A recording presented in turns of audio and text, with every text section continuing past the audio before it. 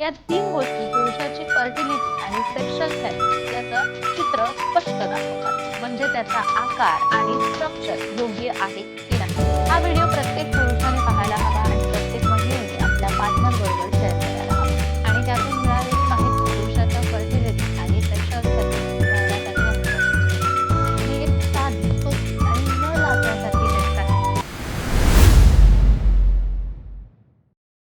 आज आपण फार महत्त्वाच्या विषयावर बोलणार आहोत, पण हा विषय लोक बहुतेक वेळा टाळतात, लाजतात किंवा हसण्यावर येतात. पण खरी गोष्ट अशी आहे, की पुरुषांचं आरोग्य हे तितकंच महत्त्वाचं आहे, जितकं स्त्रियांचं. आणि त्या आरोग्यातला एक मोठा भाग म्हणजे स्पर्म काउंट, स्पर्म क्वालिटी आणि फर्टिलिटी. आज आपण बोलणार आहोत वीर्य तपासणी म्हणजेच सीमन अनालिसिस टेस्ट आणि त्यातून स्पर्म काउंट, मॉर्टिलिटी आणि हेल्थ कसे कळावे याबद्दल. हा व्हिडिओ प्रत्येक पुरुषाने पाहायला हवा आणि प्रत्येक महिलेने आपल्या पार्टनर बरोबर शेअर करायला हवा.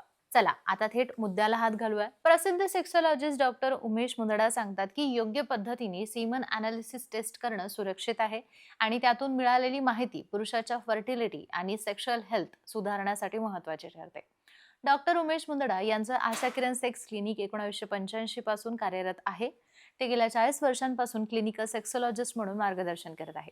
महाराष्ट्रात मुंबई, पुणे, नाशिक, कोल्हापूर, नगर अशा अनेक शहरांमध्ये त्यांचं क्लिनिक असून छत्रपती संभाजीनगरमध्ये मुख्य शाखा आहे. ते सोमवार ते शुक्रवार येथे प्रॅक्टिस करतात, तर शनिवारी रविवारी मुंबई आणि पुणेला प्रॅक्टिस करतात.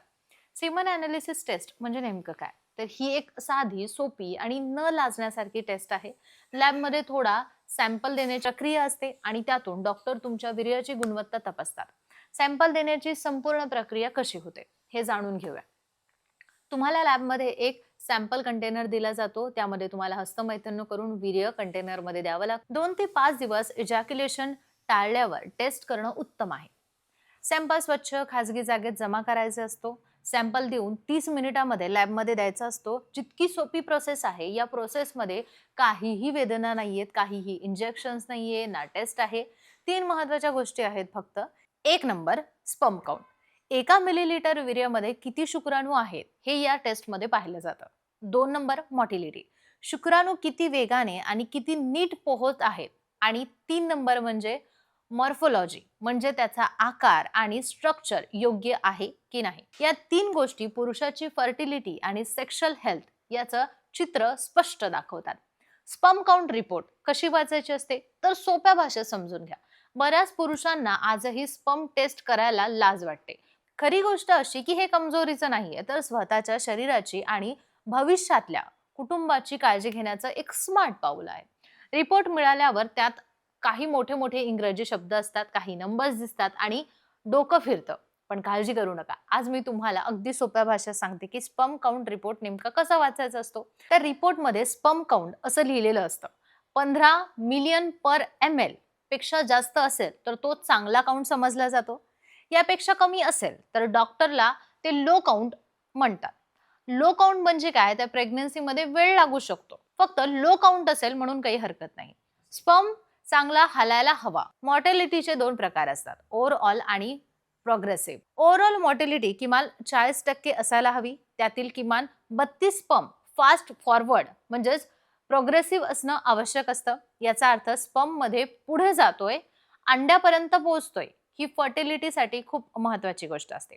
तिसरा आणि अत्यंत महत्वाचा म्हणजे मॉर्फोलॉजी. तर मॉर्फोलॉजी म्हणजे स्पर्मचा साईज आणि त्याचा शेप.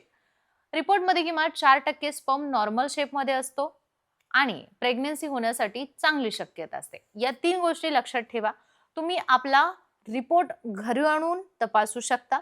मंडळी, आपण 21व्या शतकात जगत आहोत. त्यामुळे आता आपण अशा विषयावर बोललं पाहिजे. स्पर्म काउंट तपासणं किंवा कमजोरीचं लक्षण नाही, तर रिस्पॉन्सिबिलिटी आहे. पुरुषाचं आरोग्य चांगलं असेल तर नातं, भविष्य आणि कुटुंब सगळं काही मजबूत राहतं.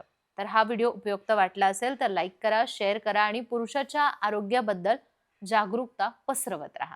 धन्यवाद.